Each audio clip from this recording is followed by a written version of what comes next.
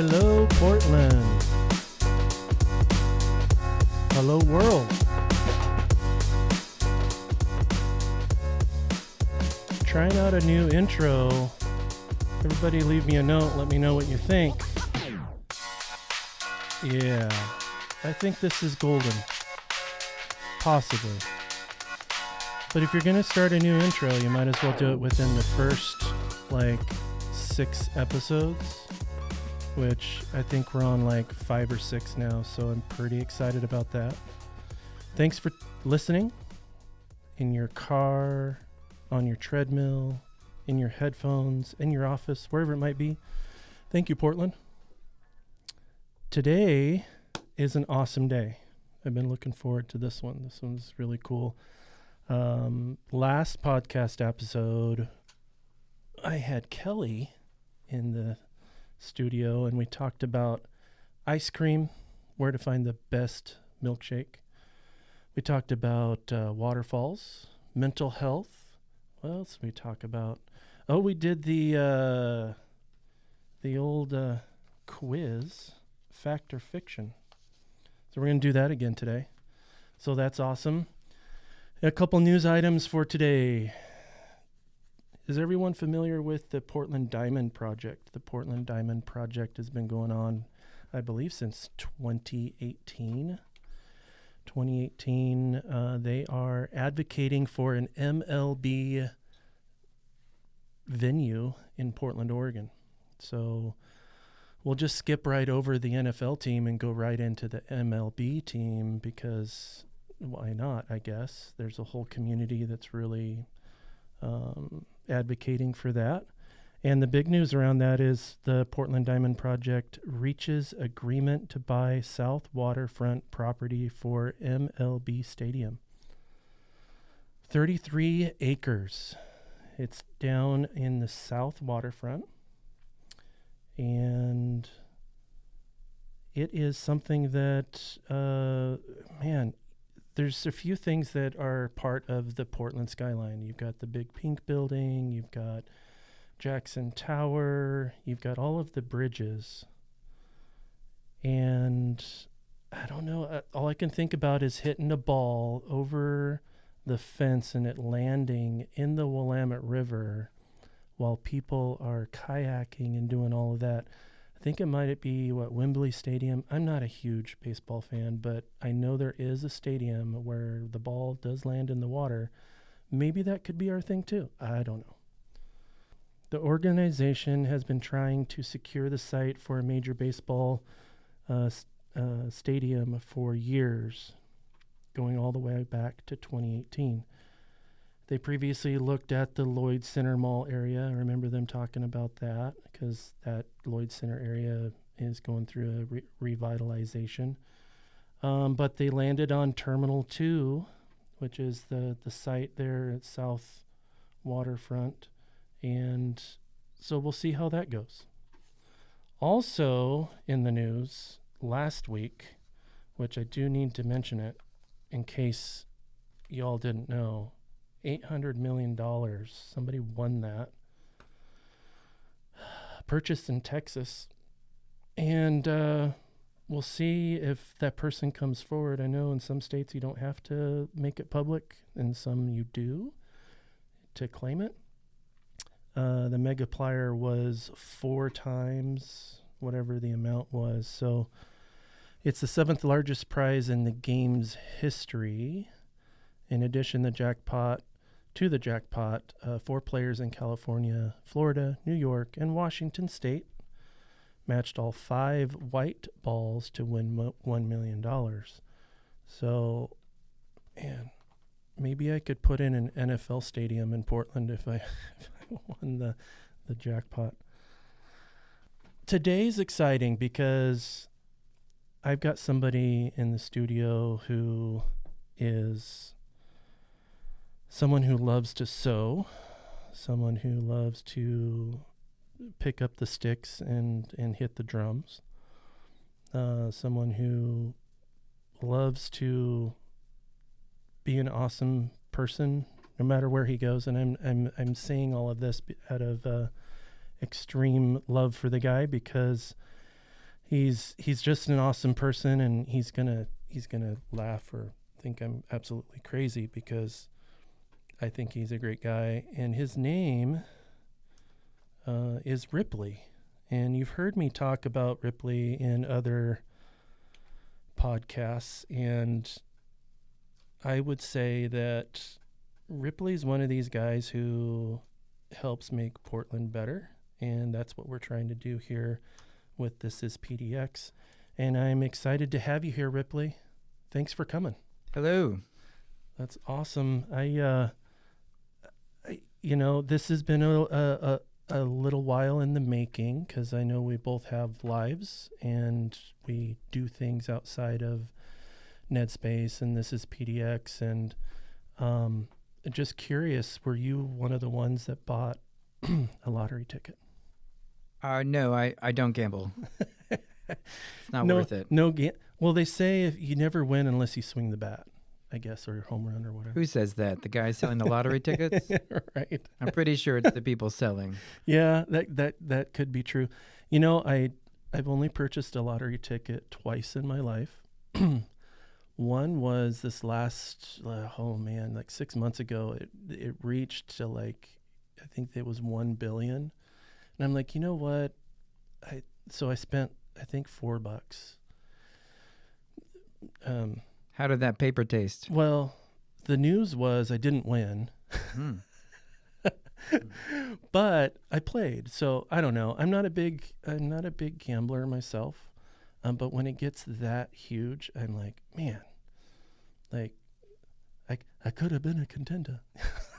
Well, let's be honest. The lottery is selling hope, and a lot of people have hope. Yeah. I think you need to bury that at birth, but they sell hope. Yeah. And you know how it works because people have raised $1 billion on hope. That's true. If they could funnel that in another direction, that'd be great. But, yeah. What would you be doing with $1 billion today? Oh, man. If I had $1 billion today, you know what? I know that my father needs, I think that at the core of humanity, we all want to take care of our family, like whatever that is, right? So, I was raised with a single parent upbringing, and, my heart goes towards family immediately. And so that would be awesome. When he was young, he had I don't know, I might be butchering it if my dad's listening. He had 1964 GTO. And growing up, all my dad would say was, yeah, the front of that GTO had a rubber bumper. And when it would get painted after 2 years, the paint would start flaking off. It was just a bad design. But the car was amazing. So, I don't know. Part of me is just if I had $1 million, I'd buy a GTO and drive up to my dad's house and hand him the keys. That would be a jaw on the floor moment for him. That would be really cool. That's sweet. That's very sweet. But then I also look at the news will talk about $1 million they were talking about Bill Gates and his money and how literally 1 billion of his however many billions is the economy of a whole nation, in some parts of the world, right? So the good that you could do with it, if it's structured smart, you got to lean on people that are better with money than me. But there's a lot of good that can be done. And then on the other hand, there's a guy or somebody won the lottery in Indiana when I lived there for a short period of time. And it was I won $5 million and had a property in downtown Indianapolis. And you drive by it and it was the Pantheon of water fountains and all kinds of stuff. The Pantheon? Pantheon, sorry. No sweat. And it was very gaudy, and you drove by and you're are they ever going to finish this place? it had walkways and pathways on the outside that had no railings. So if you were to walk too far, you'd fall off and die. But he ran out of money. He the contractor and all this, and he gave money to the family. And the story was he just ran out of money, and now it's this place that nobody will buy, and he can't sell it because it's not sellable. Yeah, it's true. The wealthy have to pay for taste. Yeah. They just ran out of money. Yeah. And therefore, no taste. Yeah. Hey, real quick, are you a baseball fan? For this episode, sure. Let's go, sports team. What's the new team called? The Portland Glassbreakers? The Glassbreakers. Whoops. Yeah, well. I heard they stole some bases. Oh, my.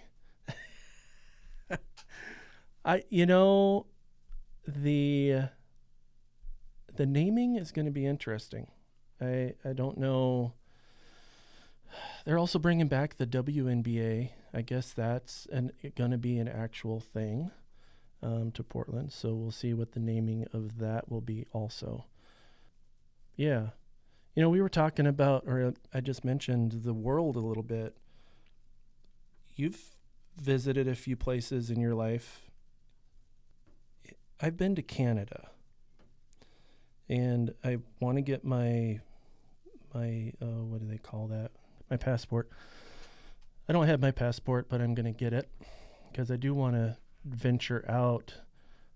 Out of all of the places you've been to, is there one that has the fondest memories for you? Tell me about your travels a little bit.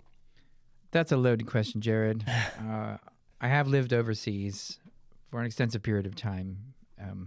Thanks for bringing me in. The idea of talking over what my favorite place would be is everybody's got a brain and everybody's got memories. The truth is, what's the freshest? So let me be honest. This summer at Duckworth Docks here in Portland was a really good experience because you could be on the water. Our friends were DJing. Shout out to Pop Cart. And everyone came out to swim. People were in good spirits. Boats came up, trampoline floats, people on all kinds of aquatic floatable devices. And there's somewhere around 5:30, 6 o'clock where everyone's just in great spirits. And then somewhere around 7:30 and 8, the sun's starting to come down a little bit. People are still swimming. You're jumping in. You're encouraging people to jump in, keep the energy up. But you can look both up and down the river and see almost all the way to St. John's. You can see underneath all the bridges from the Duckworth Dock. You're right on the water. Then you look the other direction and you can see down where the dragon boats would practice in the direction of the Selwood area. I'd say so far, that's my fondest memory. I mean, summer wasn't that long ago. In fact, it's 90 degrees today in Portland, so I think summer's still on. Yeah, it's... what I noticed about today, though, is the humidity. We had a stretch of having some rain, some overcast type weather, and then when the heat hits this morning, I was like, man, there's something about the humidity today, and I'm not a fan of humidity whatsoever. 2 weeks out of the year in Indiana is don't even bother going outside. At least that's the way I remember it. So humidity-wise, though, is and not to keep on asking you about other places, but... Oh, let's just throw it in. Okay, why not? Here we go. Was it humid there? Where? You spent the longest period of time in Asia. Yes, Asia. Yeah, it's true. I had some stint outside of America in the 90s where I visited Europe, just like every other 22-year-old group of friends. Let's see. In Germany, in the train station, if you left your luggage, they would destroy it. That's what they told us. Don't leave your luggage or we'll destroy it. Wow. That always stuck in my brains first time I ever left America. And they're like, got it. All right. Let's see. In Austria, it just seemed like you were living in this movie on this hillside where this tiny little house village, Airbnb before they were Airbnbs. I used to call it Grandma's house. You would drink with the locals. They'd walk up the field and drink in this house. Maybe 8 or 9 people. They dance and they drink. They get sloshy. And they do that till 9 or 10 o'clock at night. Yeah. You know, bring their local younguns up to meet these 4 American Georgia boys. Was it a hostel? You know what a hostel is? Yeah, I do know what a hostel was. This was not a hostel. This was like an Airbnb. Like there was one room in there. Wow. That grandma allowed us in. She brought us cheese. She brought us food. And they got us pretty sloshed. So much so that, you know, you'd walk outside and be like, we're in Austria on the side of a mountain. And everyone's smiling. Everyone's a good rapport. That's it. The first time you leave America is the biggest, like your first cigarette. Like it's your first hit of like, we're not in America anymore. Yeah. That really drops you out of your skin for a minute and forces you to concentrate on the things around you. The smell is different. The sights are different. Obviously, the language is different. The clothes are different. The shoes are different. Yeah. I'm currently wearing pants that I bought in Denmark. They still fit. They're not blue jeans, but they're blue and black stripe. And every time I wear them, people, I love these pants. Bought them in Denmark in 1996. Yeah. So fashion, different. Yeah. You know, no one has pants like these here. No. That's just it. Like it forces some change on you. The most interesting place I ever visited, me and my buddy, I was 17, we drove up to Kelowna, Canada. And there's 2 spots where you can go through Washington up into Canada, and we went on the eastern side. And there are spots where I was waiting for Julie Andrews to pop out and spin around and start singing because it was just absolutely beautiful. And you could have literally pulled me up from there and dropped me over in Scandinavia somewhere, and it would have been like, yeah, that's Julie Andrews right there.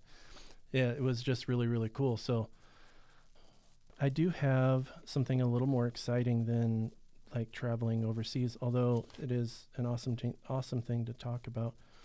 There's this little thing called fact or fiction. This correct. That's what you get. I'm already getting correct answers. Yes, fact or fiction. You will be number 2 on the list of rankings for how well you do with these questions.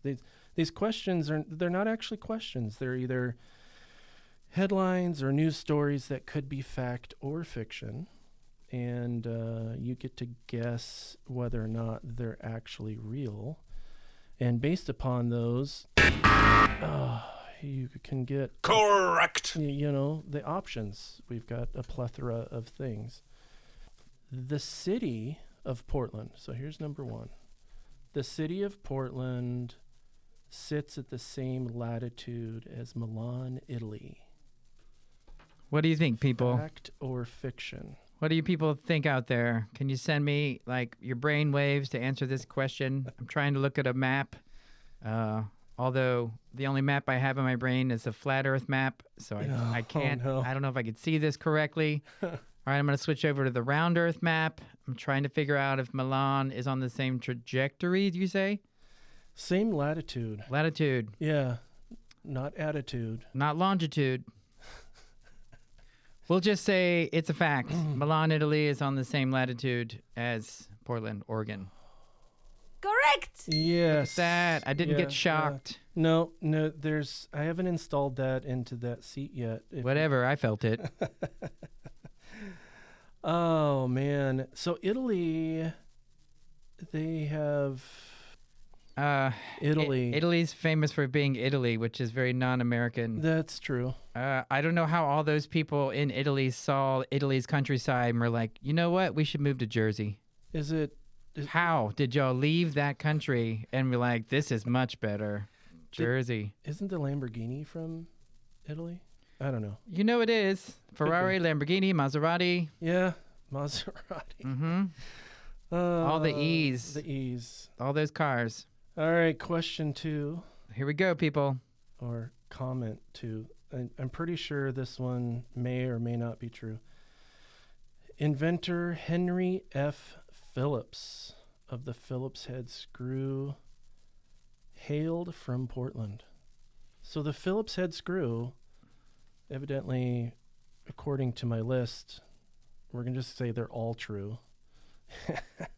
Did I even get a question there? Well, so it's a statement, and you have to decide. Oh.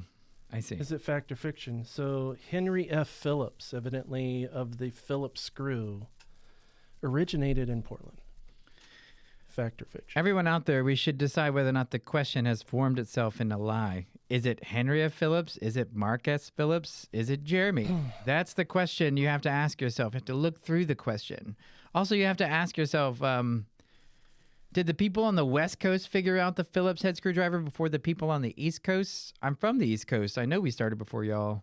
Could they have developed the Phillips? Could they have waited to develop the Phillips head until everyone made it west on the Oregon Trail? Not died of dysentery, and they're like, you know what? This flathead it's not even doing it. Henry, come here. Yeah, Henry. We need your help. What do we do? He's like, add another bar. I'm like, that's why we keep you around, Henry. That's why we made it through the Oregon Trail. Yes. I'm going to say, because I'm rooting for Portland, that Henry Mustard Phillips developed the Phillips head screwdriver. Henry Mustard Phillips. Oh. Correct. Look at that, Yeah, people. You so- send me the good vibes. See, we're 2 for 2. How about that? Can you So- believe that? It took that long? You know, Henry Phillips, Mhm. the Phillips head, hailed from Portland. So last podcast, evidently the Garden Burger started in Portland. I did not know that. Yeah, I would guess that. Yeah.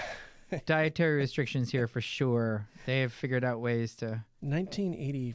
I should know this, but I think I said it was 1981 is when it started here. But Kelly started eating Garden Burgers in 1996, evidently. I would have guessed late 80s. Yeah. But, well. All right, so the next item here.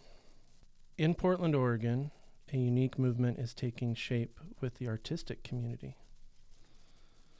Artists are finding inspiration in the unconventional celebrating of, the beauty of what some might call bad art. The trend is fostering a sense of community among creators who are unafraid to push boundaries and challenge traditional notions of artistic merit. By imperfections and experimenting with new forms, these artists are redefining what it means to be creative in Portland. The result is a vibrant, inclusive scene where inspiration thrives and the community comes together to appreciate the diverse expression of art, no matter how unconventional they may seem. I will say Portland has an amazing art community. What do you think? Do you think they're embracing bad art and just trying to make it cool? What do I think of this statement? Yeah. Would it be a true thing happening here in Portland? Well, that's a pretty loaded question. If you live in this town or know anything about Portland, we embrace pretty much everything, and we have to. So whether or not it's good or bad art isn't the question. Whether or not it's objectively art. Art itself is very subjective, I would say. Yeah. Look, let me just be straight up. If no one is an artist, how do you get to speak on it? That's just taste at this point. And if you have bad taste, you have bad taste. If your mom dressed you all the way up to 30, maybe you have bad taste. Maybe. But how do non-artists comply with artists, the artists in the scene, much like myself as an artist who grew up in the painting community? We made our own oil paint. Like we studied the body sophisticatedly and, made paintings based on our studies of the skeletal system and the limbic system and everything. So we knew what this would look like when we studied correctly. If you just drew a circle for a hand, you obviously got a C or an F. If you put in all the metal tarsals and everything in the right place, then you got your A. This is how we understood that kind of art to be. But that is a whole different category than postmodern abstract expressionism. Our teacher, Dick Olson, was a war veteran, and after he was almost killed because he was hunted in the jungle and captured, he started making paintings that were non-objective, and he would put paintings on top of paintings and paint those images of those paintings until there was 10 or 12 paintings on top of each other, and Yeah. that would be the next painting. And you would see maybe a vine or a gun or a helicopter that would slowly become more blurry and in the background as he developed this system of painting on top of painting. Is that good art? Is that subjective? Is that Yeah. healthy for him? Yeah. If this question, to circle back around, is like we're supporting bad art, well, do we support bad food? Yeah, there's cheap food out there. Right. Do we support bad attitudes? Yeah, there's some bad attitudes out there. No one's carting Yeah. them off. Yeah. So the main headline here of this fact or fiction: inspiration strikes Portland artistic community embracing the beauty of bad art. I'm sorry. Yeah, Am I supposed to I know. decide if this is fact or If it's fiction? fact or fiction. Oh, I thought this was a talking point. No, I'm sorry, no, it's everyone. Remember, send me your thoughts through the podcast that's recorded, so I'm sure I'm going to feel it when you're thinking and hearing this Yeah. about Portland embracing bad art. You know, if I say it's fiction, I'll probably lose a pinky when I go back to the art studio. So I'm just going to say it's a fact. Portland is supporting bad art because we support everything. Well, yeah. You know. Shock me. Oh. It is no. hooked up. It's It hooked is. up. Yeah. It's 13 volts. So I would say, who was that guy who would just splatter paint on huge canvases? Was that Pollock? Well, that's one of them. But yes, Yeah. Jackson Pollock would. Yeah. He had a method to it. There was a method to the madness. Usually on the floor, not on the wall. And I will, it was on the floor. And Hollywood doesn't always do great movies, but I will say that was one that really, when I watched it, I was like, man, if they're going to tell a story of a man, they did a good job, I think. I thought it was really good. So, yeah. So let's get this straight for everyone. It's fiction that Portland is supporting bad art. But, embracing the beauty of bad art, there is some bad art. Well, even in saying that, art is art. In my opinion, somebody will like it, somebody will hate it, and it is what it is. And I hate even saying is what it is. You should totally delete that. I should delete Nope, that you from should leave this. it in just so you can remember never to say it again. Never to say that again. So totally changing subjects. Have you ever heard of the word Portlandia? Are you joking? Do you know it's an item? It's an item? Yeah, so Portlandia, this is part of fact or fiction, and we're almost done. Oh, I'm sorry, everyone. Portlandia is a sculpture located above the entrance of the Portland building in downtown Portland, Oregon. Here's the fact or fiction part. It is the second largest copper statue in the United States after the Statue of Liberty. Do you think that is fact or fiction? So first off, they said Portland 3 times just to make sure we understood it was in Portland. The Portlandia is located above the Portland building in downtown Portland. Yes. Just want to make sure we're talking about the same city. Have you seen it?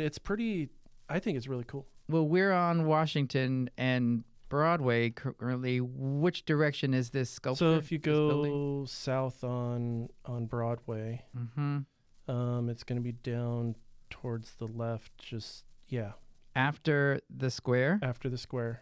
Yep.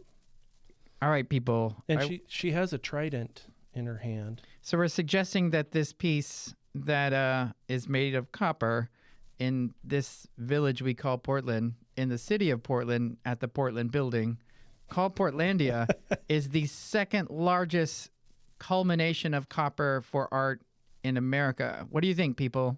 Send me your answers. That's got to be false. That can't be true. That can't be a fact. There's no way that there is no other larger art piece made out of copper. No. So that is absolutely true. I would fact check this in a heartbeat. It is. Everyone fact very check true. this. Yeah, I think every city says they have the second largest copper statue thing. So just a little more information on that, and I wanted to. If you didn't know this, prepare to be educated, because this is kind of cool. The statue is based on the design of the Portland City Seal, The statue predicts a female figure, Lady Commerce, dressed in classical clothing, holding a trident in her left hand and reaching down with her right hand. The statue is above street level and faces a relatively narrow, tree-lined street. The statue is 34 feet 10 inches high and weighs 6.5 tons. I don't even want to know how they braced that entrance. Like now that when I walk through there, I'm going to run instead of walk. Oh my. So an accompanying plaque includes the official dedication poem. I guess there's a poem also titled Portlandia, written by Portland lawyer and poet Ronald, I'm going to butcher the last name, Talany, Ronald Talany. She kneels down and from the quietness of copper reaches out. We take that stillness into ourselves, and somewhere deep in the earth, our breath becomes her city. If she could speak, this is what she would say. Follow that breath. Home is the journey we make. This is how the world knows we are. Oh, this is how the world knows where we are. Home is the journey we make. It's rather interesting. What do you think about that? I think everybody needs to fact check that. I'm sure all those words sound good to you, but I'm still struck on the idea that that's the second largest I know. copper art structure. Yeah, I'm going to have to go over there and take some photos now, because up until doing some research for our little get-together, I had actually forgotten that she was actually there, Portlandia. So now we know. Oh, so you the official scorecard here. So the city sits on the same latitude as Milan, Italy. So you got that right. And then the inventor, and his name was Henry Phillips. Henry Mustard Phillips. Yeah. Got that one right. And then the bad art, oh my goodness. That question was phrased just like a lie, so Yeah, I know. subjective. Good thing. Yeah, so Fact check the fourth question. I really don't think that could be totally true. I don't know where your sources is. If it's the internet never lies. the interwebs. Yep. Yeah. Yep. I So- just don't believe it. You hit the 50% mark, Great. and that's better than the 10% mark. So we're good. And here's the bonus of today. You're in second place, man. There's only been 2 podcasts, maybe 3. So Well, as far as doing fact or fiction. always the bridesmaid, never the bride. Oh my. Everyone, I just want Yeah. you to know that rustling in the background are the papers that I handed over to Jared today because he couldn't find the digital format of it. No. He seems a little nervous with me in this room, so he keeps grabbing these papers and shuffling them around. Yeah. But I'm saying that is actual newsworthy professionalism. Like, you have your papers. Yeah. You have your papers. You're Yeah. going to constantly check them. I printed them so I could look at them, and Yes. now I purposely don't have them in my hands. 'cause That's too bad because there's a taking series of questions there that you I know. gave to me to answer. I know. So I would love, like, you and I have talked a lot about life, Portland, and I want to know, I think I know a little bit, but what brought you originally to Portland? Oh, What just- brought me to Portland? if this was live casted. Yes, like, everybody. I want you to know that I picked up a note card because yeah. I wrote this 3 times because I thought this portion of the podcast was extremely important. The question, as can be answered by anyone with their different answers, I'm very real when I say, when I'm answering this question, what brought me to Portland? Well, let's look up the word bring. At Christmas, Santa brings goodies or gifts or coal. At Thanksgiving, you bring your appetite. At Halloween, little people dressed as ghouls, ghosts, goblins, or Taylor Swift bring buckets or pillowcases to collect on sugary treats. I knew nothing of Portland as I loaded my van full of my life and my instruments and set out from across the Atlantic Ocean to arrive on the Pacific. I mean, sincerely, I motivated myself here. June 2016. Portland was not a draw, but a destination. My buddy from New Zealand and I had planned to meet here and restart the band that we were playing together and toured together from 2002 to 2006 in Seoul, Korea. And after 10 years apart and a marriage on his side and his citizenship acquired, because he's from New Zealand, we settled on Portland. I knew nothing of Portland. I was able to check some maps and kind of navigate through Google Maps into Chinatown. Like, hey, this seems like a hot spot. Little did I know. Nothing against Chinatown. Jingegwe. So, but that was the project. Get here, restart the band. And, you know, we tried to carve out a niche for our sonic space rock blend of music. And it was hard because I don't think there is a sonic space rock scene here in Portland. But I will say that in these 8 years, I've loved and learned about places, parks, and people. So that's the draw. Places, parks, and people. I love that. Parks. Have you seen the statues of the cats all over Portland? Segway. Yes, I have. In fact, I believe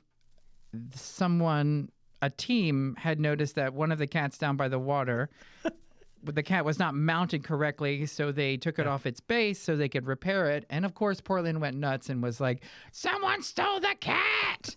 And they're like, put it on the news, and people were like, I can't believe it. I'm like, really?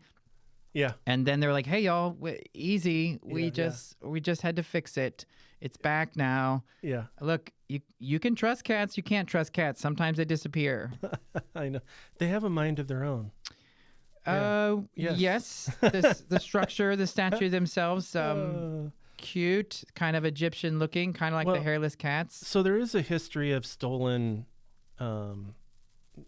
landmarks and or statues. In Hillsboro, Oregon, there's a guy holding a hamburger, and he's got two little kids with him, and it's from a really old hamburger chain. I don't remember the exact one, but many years ago when I was like in my 20s, somebody stole the Bob's Big Burger, I think is what they called him, and he was gone for like 5 years. and then he reappeared just like out of the blue. And so I think everybody had like a flashback with the cat. Like it hit the news, and then I was reading it and I was like, oh no, somebody stole one of the cats. And then the very next day, correction, it was the artists that pulled it with their team, like you said. So it was kind of humorous. Mm-hmm. Yeah. So yeah, I've got this list, and I know you like to drum. I do. You'd like to drum. Do you remember the first time you picked up a drumstick, or were you just like using pencils, and like was it always in your bones, or did you? And I asked this to Isaiah about a different thing. It was in regards to photography. I said, was there a moment that you can remember when you fell in love with music or drums? Because that always intrigues me. Like for me, music was my uncle introducing me to the art of noise. This was back in the early 90s.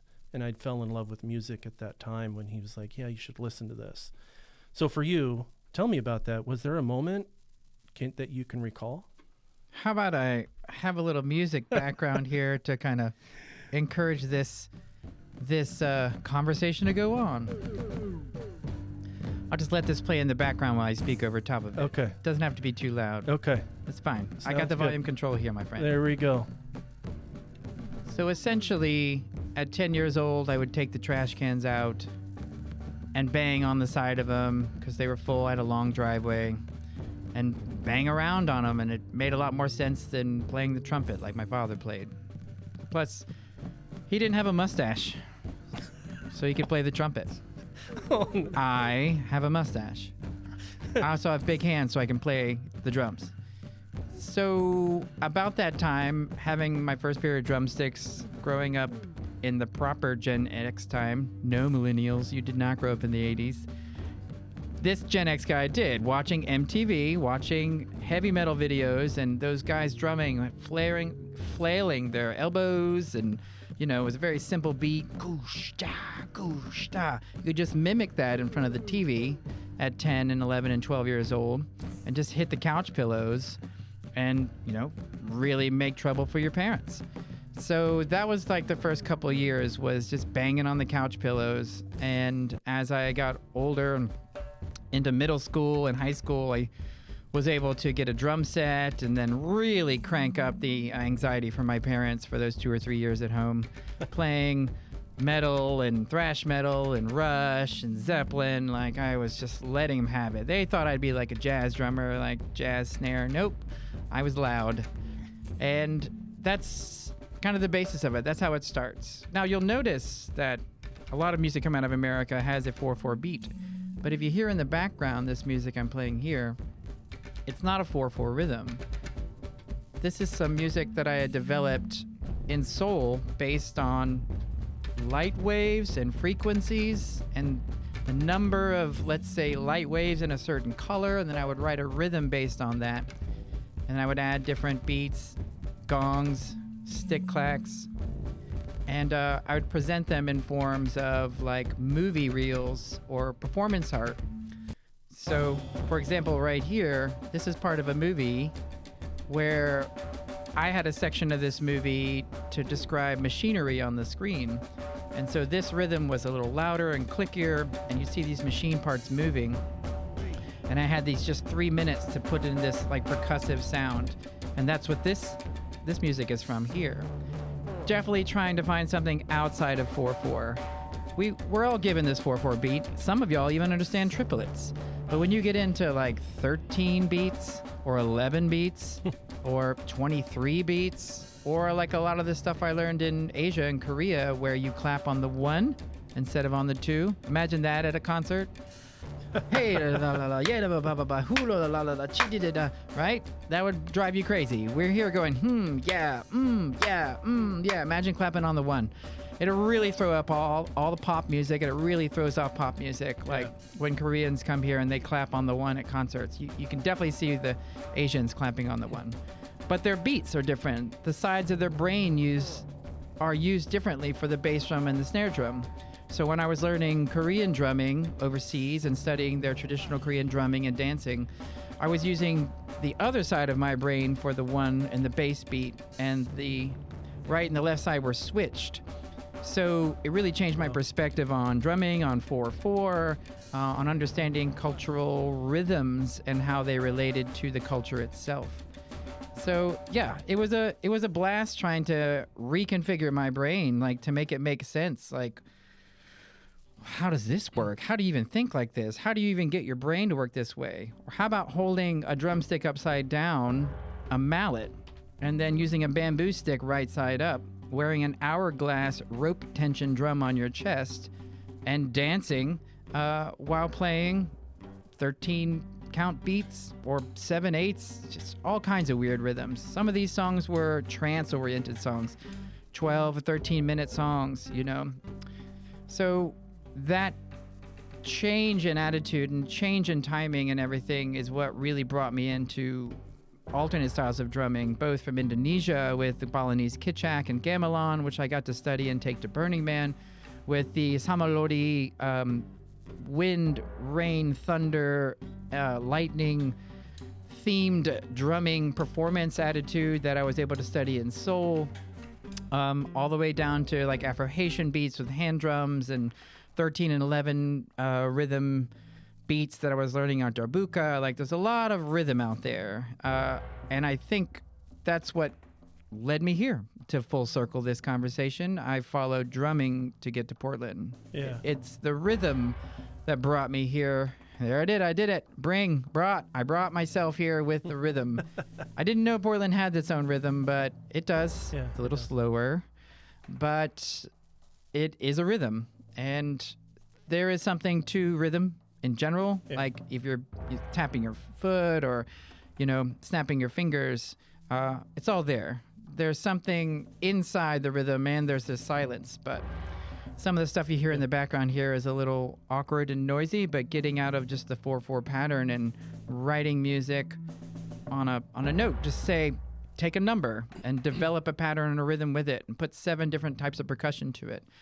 And then put that for 3 minutes of a movie. Like, that's what you hear in the background here. Let's take a second.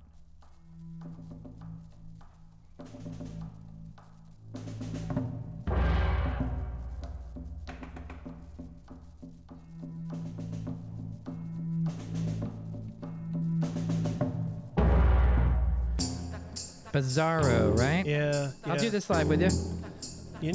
You know what this reminds me of? It's a movie called Empire of the Sun. It has an amazing soundtrack. Story is awesome too, but the soundtrack is, everybody listening, that's also really good. Rock and roll. Yeah. Well, that's cool. Yeah. Let's Hey. fade some of this music out, shall we? Yeah. Thanks, everybody, for... Yeah. No, that's awesome. Thank you for sharing that. Do you find music also therapy or therapeutic for you? Is this a fact or fiction question again? No, this Like is just the bad art that Portland this supports? is just me trying to understand Ripley on a little bit of a deeper level, because I'll share something from my past. What was that song? We Built This City. Who was the band? REO Speedwagon? REO Speedwagon. I used to close my door and lock it and crank that song, and I had a drumstick, and I would just literally, like, I was just this little kid that wanted to escape into, like, the music was very therapeutic to me at the time. And I think there is, well, I know it is, like, there's that you can actually go to school for music therapy. It helps people with dementia and that type of stuff, where it really helps people connect with memories, and music is a powerful thing. Was that something early on that was a focus in your life as far as like it being therapeutic, or do you find it that way today? I don't know. It doesn't have to necessarily be that way for everybody. I just know for me, music is such a huge part of my life. So let's rephrase this question. So we're not asking me if early on me learning music was therapeutic, assuming that at 10 years old I needed therapy. Shall we? No. Shall we? I'm not saying that. Shall I rephrase this question? And it's okay out there, people listening. Like, if you think I sound snarky, it's okay. I'm clarifying this because I'm not really sure if at any point he's going to be like fact or fiction again. No. Look, tell me what kind of music isn't therapy. Tell me what kind of wavelengths passing through your eyeballs or your earballs that isn't therapeutic.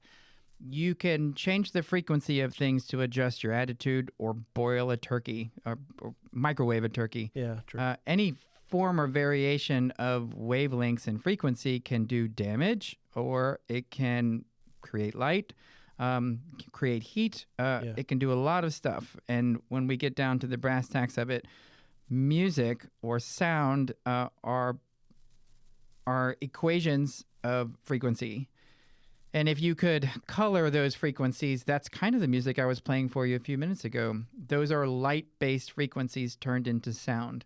And that's a whole nother conversation. Yeah. That's just insane to even get into, because I'll spend an hour on that and everybody will be like, yeah, okay, dude, next question. Fact, fiction. Every form of music is... Let's back it up. How many people do you see out there with their headphones on? How many people are on the train with their headphones on? How many people driving get on your bike, you got your headphones? Yeah. We have arrived at a place where everyone is tuning out the frequencies of the world and taking it all into their own personal, I can say this, literally personal world. And if that is one way for basketball stars to get hyped up, if that's the way for trainers and gymnastics to get ready for their event, I often wonder when they got their Beats for Dre headphones on, like, what are they listening to? Like, they're getting ready to play basketball. Are they listening to, like, hype up music? Are they listening to the NBA Jams music? Are they listening to classical music? Are they listening to Ravi Shankar? Like, what are the gymnastics? Like, what are the gymnasts listening to before they get out there and almost break their backs, on pommel horse or uneven bars? What are they listening to before they get out there and go for the gold? Are they listening to podcasts? Are they listening to, like the 10 best ways to cook a chicken? Like, what is their manufactured world of frequency? And now that you see everyone with headphones on all the time, you have to wonder, is this therapy? Is it therapeutic? Is it a way of cutting out the world? We've made it accessible to tune the world out. True. We've made it extremely easy, and I even passed a pair of headphones on the street today. I could have picked them up, but I already have like 7 pair. Yeah. It's become very easy to tune out the world. Now you have to ask yourself, with that amount of ability and frequency, are we healing ourselves by tuning out the world? Wouldn't it be nice if all the batteries just stopped working for a day and you just had to take your headphones off and stop looking at your screens? Don't mean to get political out there, everybody, but down with batteries for a day. Amish hours. Amish hours. Amish hours. Amish hours. One day. Yeah, and this is kind of a weird comment because we're talking about music, but you were talking about almost like disconnecting, and is it an escape? Is it, for me, the moment I picked up a camera and started doing that full time, then I realized how many people are stuck looking at a screen. Because when you start looking at the world versus the screen, the world's a beautiful place, man. Like there's so many cool things about Portland that I love to capture.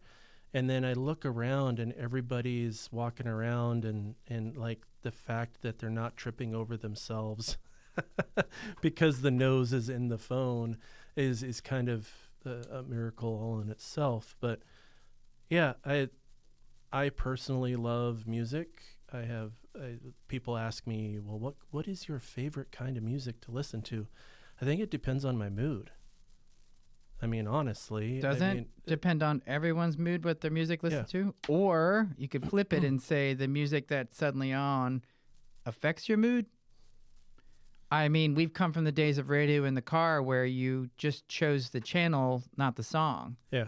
You're like, let's put on love songs, or let's put on yacht rock, or let's put on rock, or let's put on pop. And then like, I got to go shop at Kmart. I got to buy all these baby clothes. Let's put on the 80s station, which was just the station in the 80s. Yeah. And then you got hyped up to buy jammies. Yeah. Or if you're on a long drive because you and your significant other just recently broke up over, at some roadside bar where you're drinking Schlitz and you could still smoke indoors, and you're like, I'm not driving away listening to Zeppelin. I'm going to listen to like Bob Seger and cry and drive away, affecting your mood versus having your mood affected. Yeah. Yeah, that's crazy. There's a difference. What was the first album you bought for yourself? Not one you were given. Like you had a choice. Like when did I have money? I still don't have money. I was just a fresh teenager. I think I was like 14 when I got my first cassette tape. And what was it? Strike a Pose by Madonna. Good. Everyone loves Madonna. No one has a problem with that. And then the second one was the Bobby Brown one that went, they didn't even know what viral was back then, but when Bobby Brown released that album, I was just like, yeah, that's the tune right there. Yeah. Wow. What about you? What do you remember, like, one that you, like, if Bobby Brown was, it should have been a CD for me because I think I wore it out. I played it so much. I don't think the first album I purchased has any significance on, or like, is it even a good story? But I'll say the most significant thing, the significant piece of music that entered my life was on my 13th birthday, where I had just gotten my first Powell Peralta skateboard. That was Mike McGill. And it had the big skull on it with a big snake going through the face and coming out the mouth. And it was like blue and black. So my parents figured out I was going goth early. They could just see the makeup starting to spread down my cheeks. Yeah. And we put that thing together. And then I remember I had just moved into a new zone for school. So my old younger friends had shown up for my 13th birthday party, and they were the troupe that was pretending that I was asleep downstairs watching a movie. And the young new troupe that I had just made friends with at school were the skateboarders, and we were sneaking out on our skateboards because it was my birthday, and we skateboarded a mile away to the Kroger. I just remember that my friend Ian had given me Metallica's Master of Puppets tape. Oh. And the album cover, obviously, if you remember, had the drawings of these two hands in the sky and the red sky holding these threads that went down to the cemetery on all the crosses, connecting these threads to the dead. And it said Master of Puppets. And I was like, who? What? And he's like, man. And we played that album. And I think that's just when the gears switched. Like, I was going 80 miles an hour in fourth gear. And when I got that tape, we jammed it into third gear and hit 150 miles an hour. Like, that's the kind of feeling you get when you listen to Metallica the first time at 13. And you started a garage band right after. No, I 2 years later, I had my first drum set, and I played that tape until I wore it out. And then you could mend that tape with tape, fix it, you take it apart, and then keep playing it. And my parents are like, oh, I wish you played the harp or something. Yeah. But I played that album back to front just a lot. And that's the most significant That's awesome. Thing, different of an album that I would say, because having my own money and stuff was like, I mean, I just got the seven records or 7 CDs for a penny. As long as you bought this one. Yeah, for sure. I was like picking on classic rock at that time because they had a whole bunch of like Deep Purple albums left over, or Hard or whatever, so you could get those for a penny, and then you had to buy one. And I think I bought like Pet Shop Boys, and then the company starts sending you stuff and you have to keep buying it. So that's like the first money I spent. I think I might have spent 7 cents plus the cost of a tape. Crazy. But Metallica's Master of Puppets album, for those of y'all who understand actual early Metallica, because some of you out there who are listening, if you're 12, you're like, Metallica is terrible. Let me tell you, it's not about the band. It's about the time period and the album. Yeah. And everyone who understands Metallica will go, Master of Puppets, Ride the Lightning, Kill 'Em All. You might get some hate mail. You might get, if you want to talk about like when Metallica got like post rock, that's kind of the And Justice for All album. But for sure, Master of Puppets is the die-hard, like, wow, that was good. Back to front, changed my life. Yeah, changed the way I dress. I went from like preppy 11-year-old kid to 13-year-old skater thrash punk goth. Wow. Yes. Got my first kiss a year after that because I was quoting Down the Leper Messiah. I was singing the lyrics behind the Chuck E. Cheese. That's crazy. When a curly-haired girl named Phoebe kissed me, like, I love Metallica. Yep, first kiss. Wow. Because of Metallica. Thanks. Thank Lars, you, Metallica. James. You know, I think they were just in Seattle. Like Metallica, I think they were like last month. I mean, it wasn't that long ago. Guys, they're everywhere. They could keep going. I'm pretty sure they're going to get the good drugs and can stay alive another 150 years. The good drugs. Yeah. You guys think they're done, but there's going to be 20 more albums. Then you can complain about their epic, prolific. Yeah. That album was terrible. I was like, well, that's when they were 110. Like, it got better at 140. Yeah. No, that's so Metallica is that way for you, and for me, it's Tears for Fears. Mm-hmm. Like, and shame on me, like, lover of Tears for Fears. The Woman in Chains album, my brother is a drummer and a singer and a guitar player, and which you guys should meet sometime. That would be amazing. But he says to me, yeah, the record company that they were with almost went bankrupt because that album at that time was the most expensive album to produce. It's some obscene amount of money, but I tell you, I put that vinyl on. Yeah, I have vinyl at home. I play that, and it just, like, all the curves of the world can just go away. It's just so amazing. Tears for Yeah. Fears had a great drummer. If you remember, Everybody Wants to Rule the World. Oh, The yeah. drum track for that was different, bombastic even. It Yeah. didn't have a boring backbeat. And if you were a drummer, you'd be like, that's pretty good. That's a cool rhythm. Yeah. Yeah. Yeah. Yep. Yeah. It was something that grabbed a hold of me at the time, and yeah, I still have a few copies of that just in case the world decides to quit making Tears for Fears albums. Like I gotta. You can always find music, man. Gotta have my fix. So Moving on. yes, moving on. Silly question: Mayo or Miracle Whip? Or are you just Just no, ask the thank you? question. I'll get to it. Okay. Mayo or Miracle Whip? Yeah.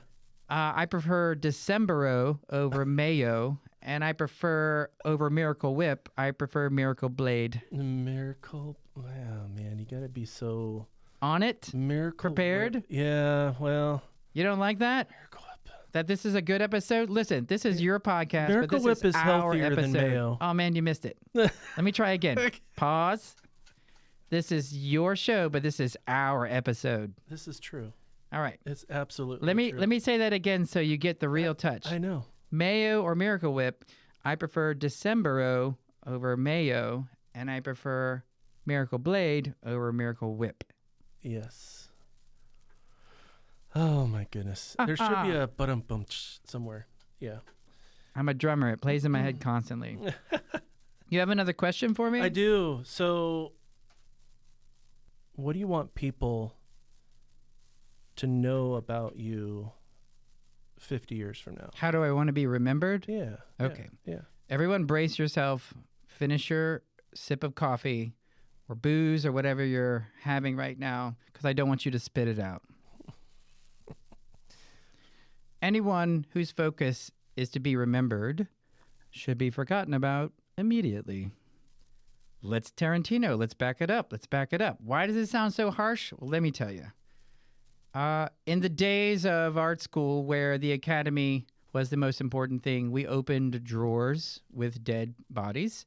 There were zippers we could open up their chests with to hold their internal organs, specifically for drawing the veins and the muscles, and without the blood in them.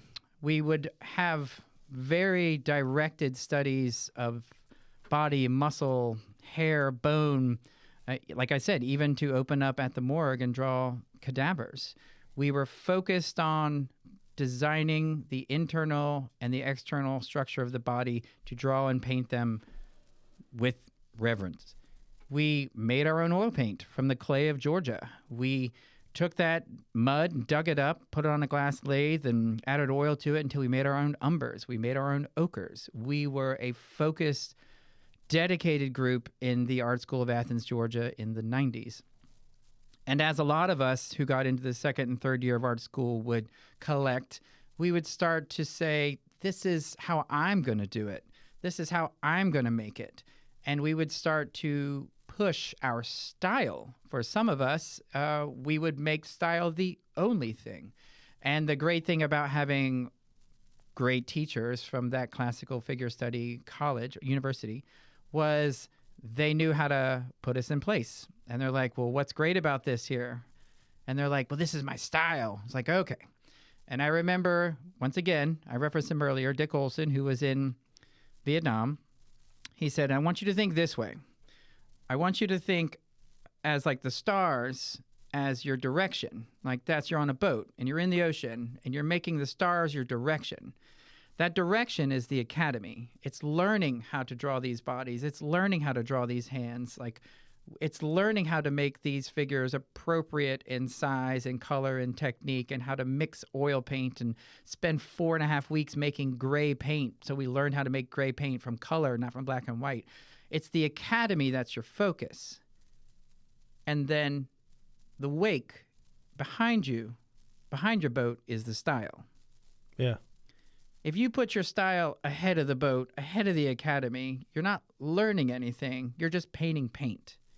And I feel the same, to circle back around, if anyone's focus is to be remembered, then you're putting your style ahead of the boat. You're putting your style ahead of everything that you could be learning on an hourly or daily basis. Yeah. And you're just focused on being remembered.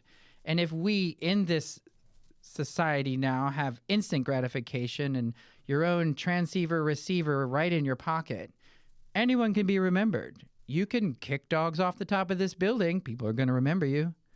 And what's that? Is there joy in there? Is it just remembrance? It's hard to say because this is such an unbalanced equation to even talk about. That if your focus is to be remembered, then you can do that. Anyone can do that. Yeah. But truly, like, as I've made my way into some parts of town or inner Southeast where I live, there are some days, for example, where over in the food carts off of 28th, where I live, come visit over there if you can find me. I'm the guy with the mustache, probably playing drums. There's a two Japanese daughters of a friend, and their husband is American, and I just kind of got to know them by a bonfire out there. And the kids like really loved me because I could speak Japanese, and the dad really loved me because like I could push them, like we could push each other around with like sentiment and conversation on art and music. Yeah. And all it took was just being around them for the kids to start crawling on me and the mom to give me a big hug at the end and was like, we really appreciate you here. And I'll struggle with my time in Portland. I'll struggle with anxiety. I'll struggle with all that stuff. But that night was a really good chance for me to be on their side and them on mine. Yeah. And I know that they walked away later like, that was a good experience. Like the kids kind of calmed down when they met Ripley. They're crawling on him like a tree.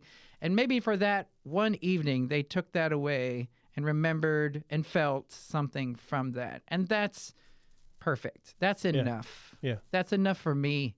Yeah. Because let's be real honest. If I'm not around in 50 years to enjoy what people are talking about, what's the point? Yeah. What's the point? Yeah. That's a little rough. You can erase that part. Let's go back to the kids just climbing on me like a tree. We can leave on the positivity of that one. Right. That was enough. That was just enough to be remembered for that evening. It fades away like the wind or graphite or tears in the rain. Tears. Like a rose on a grave. Oh, did I just quote Seal? Did I just quote Blade Runner? Yeah, Blade Runner. Oh my gosh. So with Yeah. that in mind, people, maybe take that with you today. Maybe follow the Eagle Scout motto, do a good turn daily, and then you could just be remembered for that day. Yeah. You don't have to concentrate 50 years down the road. Yeah. No, I love the wake of the boat. When I've heard you talk about that a little bit, so I appreciate you elaborating a little bit more. Yes, the wake. On That's that. what you leave behind. That's the That's most your important. style. Yeah. That's Yeah. your style. No, I love that. I really appreciate you sharing some of your life and who you are and all of that today. I really, really appreciate you. And I'd love to do this again sometime. Awesome. Could I Yeah, maybe answer this please. one more question? Yeah, there is the one more question. So go ahead and I'll let you ask yourself a question. Yeah, let's see. Is it something about maybe rooting for Portland? Like, what is it about Portland? How do you root for Portland? How do I Ripley? root for Portland? Yeah. Let me talk about it in the way of 5 senses. Okay. See how you see things, your vantage points. Personally, my vantage points are places like Duckworth Dock, like I talked earlier. You can be on the river. You can look both sides of the river. You can be in the water and you can see thoroughly in different directions under all the bridges. You can see the old trains and then the new trains. You can see things from Duckworth Dock. Mount Tabor is the same. Yeah. Like being up on top of Tabor, like I run a lot and I run up around Tabor, and there's certain vantage points where you can just see down and into Hawthorne, and you can see all the way, into Washington, see the airport. You got the vantage points there. St. John's Bridge. Anytime you go over St. John's Bridge, you can look left and right, and then you can kind of see the vantage point there just as well. Even Swan Island, like if you go running down there and you aren't in your car, you can take in a lot of things you wouldn't normally see by the river or in parts of town. The vantage point, what you see. Here, what I like hearing about Portland is the migration of crows. Every day in the evening as the crows start to stir it up. And they call it a murder of crows, but I like to consider it a marathon of crows. They'll start up maybe 100th, 120th, but there's a cemetery up there north of Sandy, and I'll run up there, and they hang out by this big tree, and they'll call and they'll caulk around. Then they'll start making their way towards Tabor, and then there's a golf course over there. I think it's a Rose City Golf Course, maybe 80th. So they'll hang out around the golf course over there. Then they'll start making their way towards 50th, and coming off Tabor. Then they'll make their way over to my neighborhood, 28th. They'll land on my building, hang out for a little bit. I'll feed them a couple of things. Well, the lucky ones, there's thousands of them, but you'll hear them coming and calling. And as the sky starts to turn purple, you can see them moving closer and closer to the water, towards the river, 10th, 8th, 6th, to the water. And now that I'm on this side of the river, we're downtown, Union Bank building, 11th floor, they come to this building. I always thought they stopped at the river because I'd hear them calling and getting down towards the river. But now I'm on this side.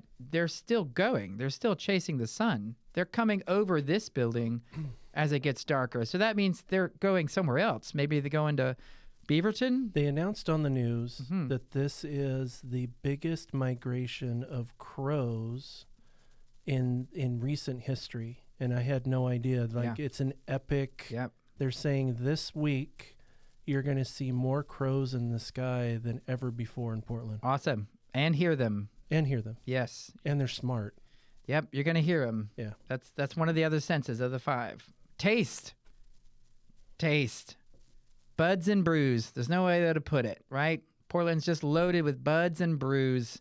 And I'll tell you, like having a good stout every once in a while now that it's fall, yeah, there's a really good taste of breweries making good stouts. Yeah, y'all can have your IPAs and your Pilsners and your ciders, but a good stout, a good tasty stout, a good stout or porter is definitely worth it. Smell.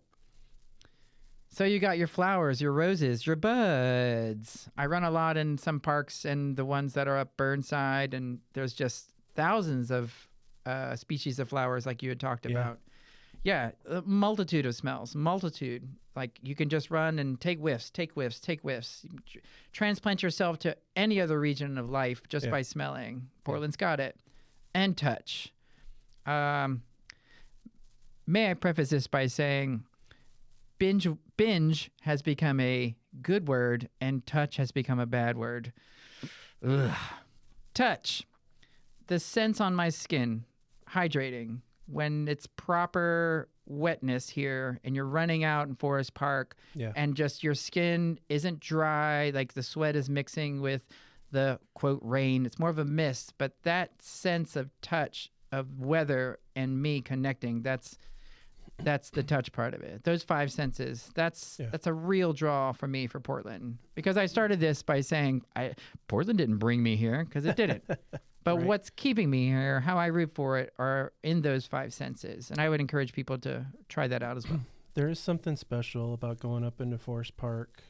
And even if you're just going for a walk, the oxygen that you breathe in from all the trees, there is a smell and a fresh intake of oxygen that is something good for the soul. And if you've never, I experienced it when I went down to the Redwoods. I took the family down to the Redwoods in California, and you walk into some of those, and it's just you take a deep breath in, and it's cleansing, man. It's something special. It's really cool. I appreciate that list. That's amazing. Very, very cool. That's how I root for Portland. Thank you. You can too. Yes, absolutely. Thank you again so much for being here. Let's do this again sometime.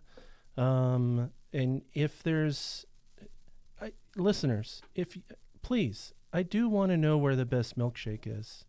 If you know of a really good place for a milkshake, and maybe Ripley, I don't know if you're a milkshake fan, but maybe you can tell me later if you know where a good milkshake is. My milkshake brings all the girls to the yard. Oh man, all the crows to the yard. Full circle back to music.